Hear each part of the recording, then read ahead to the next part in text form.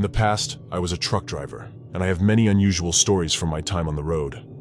However, one story stands out from the rest, as it was the only time I questioned my own sanity. While driving alone, I take all precautions to protect myself. But how does one protect themselves from going crazy at 12:07? There isn't anything you can do when your own mind is under attack. At least, that's what I thought happened that day. I was in the middle of a regular shift, driving my truck, when I encountered a huge traffic delay on the highway. This delay caused me to run late for my destination, so I was driving faster than usual. Unfortunately, even at the speed I was going, I was still going to be late. I needed to find a way to get there faster, but how? As I pondered this question, my GPS suggested I take a route I had never noticed before. I refreshed the GPS and re-entered my destination, and again, it confirmed the new route was much more direct and would get me there almost 20 minutes faster. I wondered how I had never noticed this route before. The road I was supposed to turn on was coming up, so I quickly turned onto the road and continued my journey, now a little slower and calmer, thinking I would get there pretty fast. As I drove, I looked off to the side of this unfamiliar road. The area looked desolate, but there were several small houses that looked eerily similar to one another, with the same brown roof every several hundred yards. I kept driving, but I began to get a strange feeling that I had just been in this same place before.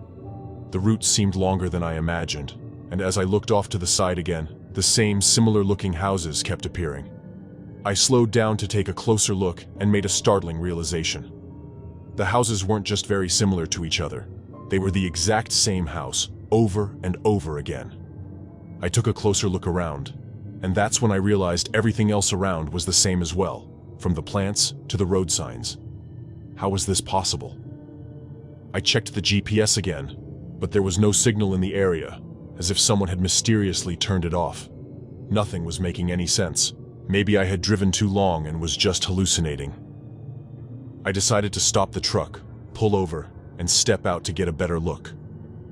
As I walked around, I realized that no matter which direction I turned, the same scene kept endlessly repeating itself. With no GPS signal or even cell service to go off of, I began to question my own sanity. Reluctantly, I got back into my truck and continued driving, hoping to find some sort of exit from this strange place. The feeling of déjà vu only got worse, and my surroundings became even more disorienting. I couldn't shake the sensation that I was caught in a never-ending loop. After about 20 minutes of driving, I noticed a faint glow in the distance. As I approached it, I realized it was a gas station. Relieved, I pulled over and entered the station for a much-needed break. Inside, I grabbed some snacks and a coffee and headed to the counter to pay. The attendant gave me an acknowledging nod and said, "We don't get too many folks driving through this way. What brings you by?" I told him about how my GPS led me off the main highway and then inexplicably turned off, getting me stuck in a seemingly endless loop of the highway for the last 30 minutes. He chuckled, shook his head and muttered, "Sounds about right. You must have gotten caught in dead man's loop. The county's been lagging on fixing those exit signs for a few weeks now. 4 or 5 other guys have been in here with the same story in just the past few days." He explained that without the signs, drivers would get caught driving around this road called Dead Man's Loop, which was a peculiar figure 8 pattern, unknowingly seeing the same landmarks over and over again. I was relieved at the attendant's explanation, but what he said next made my blood curl. "Probably for the better that you got caught up in that versus what happened on the highway earlier today," he said. He explained that there had been a major traffic accident that involved more than 10 vehicles and had killed 20 people on that highway. Somehow, I had avoided it. He looked at me strangely and grinned, saying, "Something didn't want you on that highway today." The attendant then gave me directions on how to get back onto the highway and to my destination. I paid for my stuff, thanked him, and left the store. Getting back into my truck, I activated my GPS, and of course, the signal that was missing now turned on. I looked on the screen to see where I was, and I was so perplexed. It showed I was only a mile away from my final delivery destination. Even stranger, there was no sign of any shortcut anywhere on the map at all, just the original route through the main highway. As I started up my truck engine and took a final glance back at the old gas station, I saw nothing there. There was no sign that there ever was a gas station nearby at all, like it had just disappeared. I knew it had been a long night, but was my mind playing tricks on me? Had I imagined everything? Even so, the gravity of everything that happened that day weighed on my mind as I realized how I narrowly missed a possible date with death on the road that day. No one ever believed the story I told them, and I never saw that shortcut through Dead Man's Loop or that gas station ever again on my GPS. It was as if I'd been trapped in another dimension, a dimension that for some reason didn't want me dead yet and allowed me to return to my reality. In my over 20 years as a truck driver, I've seen all kinds of things, some bizarre and unexplainable. I've maybe even seen a ghost, but who knows? However, the scariest and most dangerous thing I've seen was a person. It was a Thursday night, and I had just finished a long 12-hour delivery trip. I was returning home, but being on the road for several hours had made me pretty hungry. I turned off at the next exit and stopped for a quick bite to eat at a random small hotel on the highway that surprisingly had a restaurant inside. As I walked in, I noticed the place was empty, and I could tell it only recently opened. Even so, it was quite luxurious, and that caught my attention. I ordered and ate a quick meal and was ready to leave, but soon had a problem. My truck wouldn't start. I made every effort to get the engine to turn over, but it was useless. Fortunately, the owner of the hotel came out and offered me a room to spend the night there for free, which I accepted. The room was quite nice, and the staff were really friendly. After calling my wife and telling her that I was going to be at least another day before I could come home, I lay down on the bed, closed my eyes, and tried to relax. I don't know how much time had passed, but I fell asleep pretty quickly. Later that night, a strange noise woke me up. It was coming from right outside the door. I got up to see what was going on when I detected a strange odor that was vaguely familiar. I went back to the bed to grab my cell phone to call the hotel owner, but when I was about to deal, suddenly, a hand came out from underneath the bed and grabbed my foot, knocking me to the floor. From my view on the floor, I peered under the bed and screamed in terror. Two terrifying blood-red eyes were staring back at me from under the bed. I moved my foot away and scrambled backward. Suddenly, I heard a noise coming from the air duct. Something was moving through it from a small opening. I could see something slowly crawling out. It was a whispery black figure with a distorted and deformed face. It stared right at me, trembling with anticipation. The face started to open its mouth, and I saw its hideous tongue dripping with saliva. Once the being finished coming out of the duct, it slowly started to walk toward me. I tried to run, but my body was paralyzed with fear. Screaming wasn't an option either. It was as if my body had just stopped functioning. The being stepped in front of me and started to put its ghastly long finger in my mouth. It was going deeper and deeper and applying more force on my throat until I could barely breathe. The pain grew worse. I felt like this dark figure was going to break my jaw and tear me apart inside. My heart began to beat faster, and in what I thought would be my last seconds alive, I saw something that totally disconcerted me. I dropped my cell phone on the floor next to me, and in the reflection of the screen, I could only see myself alone in the screen's reflection. There was no demon, no finger, nothing. I turned my head and looked straight ahead. I was alone. Slowly, my body started to move, and I stood up. I noticed that the monster was still staring at me from the door. I quickly grabbed my cell phone, and with the camera on, pointed it at him again.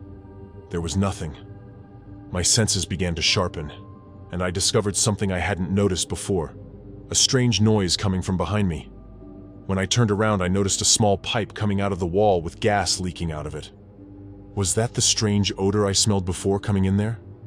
I got up and attempted to ram the door with all my strength until it finally broke. I desperately ran to my truck and parked outside. It still wouldn't start. I was about to take off on foot and run as fast as possible, but I came to a sudden realization. The strange odor that I had smelled in the room, that smell had become very familiar to me. I got out of the truck, opened the hood, and checked the truck's engine. At that moment, I understood everything that had happened. I called a coworker who was only a few hours away and gave him directions to come and pick me up. When he arrived, I simply explained that my truck had broken down and said nothing else. He dropped me off as close to my house as he could. When I was fully recovered and able to pull myself together, I decided to go back to the hotel to retrieve my truck. I went with several of my friends and pretended as if nothing had happened. The hotel owner said he managed to get a mechanic out to fix up my engine rather quickly. But the whole time I was there, he kept looking at me suspiciously. I thanked him for fixing my truck as I was leaving. I explained to my friends everything that had happened, but told them not to ever tell anyone else. You see, I didn't actually see any monsters or demons in my hotel room that night. The gas coming out of that pipe in the room was nitrous oxide, a slow hallucinogen with a very faint but distinct scent. A scent that I could still recognize after growing up spending hours in my dad's dental office as a kid. What happened to my truck was not an accident. Someone had cut some of the wires and intentionally sabotaged it. All of this and the reaction of the hotel owner helped me understand that there was nothing paranormal going on at the hotel at all. Just a deranged owner of a new hotel trying to generate some buzz and promote his hotel as somehow haunted. The owner saw me as nothing more than marketing. Someone who spent a strange night at a possibly haunted luxury hotel in the middle of nowhere would definitely go tell other people about it, right? To be honest, I don't know if that worked, since this story will always be a fairy tale in my mind. I never gave that demented hotel owner the pleasure of spreading the news about his hotel, not until years later. I just kept doing what I do best, driving my truck non-stop. I only told my story to a few trusted people, that is, until now, to warn them about stopping at any fancy hotels on the side of the highway. Like I said, sometimes people are the most dangerous things around. My name is Thomas, and when I tell people that I used to be a truck driver, they always ask me what stories I could tell them, or what was the weirdest thing I ever experienced. I always laugh and tell them that I don't have many stories to tell. I only have one, but that one story was enough to make me quit my job. It was a late Sunday night, and most families were at home enjoying time with each other. I should have been with my wife and daughter too, but my job didn't allow it. I was on assignment to drive a delivery truck on an almost deserted road all night long, across several states on a long-distance delivery. I'd been driving and staring at nothing but the cold, lonely road for several hours, trying not to fall asleep. I was getting very sleepy, and I felt my eyelids start to droop. Even though there were no cars on the road nearby, it was still really unsafe to keep driving in that condition. I tried not to relax, but sleepiness began to overcome me. Suddenly, I closed my eyes for a moment. When I opened them, the lights of my truck illuminated a girl in the middle of the road that I was about to hit. I quickly swerved my truck to avoid her, but I wasn't sure if I'd succeeded. I slammed on the brakes and eventually got stopped. I got out, praying that I hadn't hit the little girl. I began to inspect the area, and luckily, I didn't see any blood or bodies. With a sigh of relief that wouldn't last long, I scanned the area. To my astonishment, there was no one. The road on this part of the route was pretty empty. There was nothing but a barren landscape for miles. There were several light poles around, shining light around the area, so it was hard to believe that I had lost sight of the girl. For a moment, I thought I was crazy, like maybe I had slept too little or that I'd been hallucinating. I walked back toward the truck, but something caught my attention from further back. I could see the lights of the truck shining on someone. It was the silhouette of a girl against the foggy image. I noticed she had a red bow in her hair. I ran toward the light, but again there was no one there. I looked under the truck, and there was nothing there either. The whole situation started to scare me, so I decided it was time to leave. When I got into the truck, I was ready to start the engine, but I couldn't find the keys. They weren't in my pocket, and they weren't in the truck either. I looked down on the floor. Maybe they had fallen, but they weren't there either. I looked up again, and that's when I found them. The keys were on the outside of the front hood of the truck, but there was something else. I glanced to the side and saw her again, a pair of dark eyes staring right at me from outside the truck. It was the girl with the red bow. I got out of the truck so fast I nearly fell flat on the pavement and started running. I don't know where I was going, and I couldn't get far enough away from that truck. I know what I did was illogical, but I was terrified. And at that moment, all logic flew out the window. While I ran as fast as I could, the truck suddenly turned on by itself and accelerated towards me. I tried to get out of its path, but my body couldn't react. I was paralyzed. All I could do was watch as the lights got closer and closer to me, and my truck was just about ready to run me over. A few seconds later, my eyes opened. I was inside the truck, off the road. I had fallen asleep. Was it all just a nightmare? I started up the truck and continued on my way, extremely confused and a little scared. I didn't realize it at the time, but soon after, I found a red ribbon where the cargo was. The same ribbon that the girl I thought I had run over had.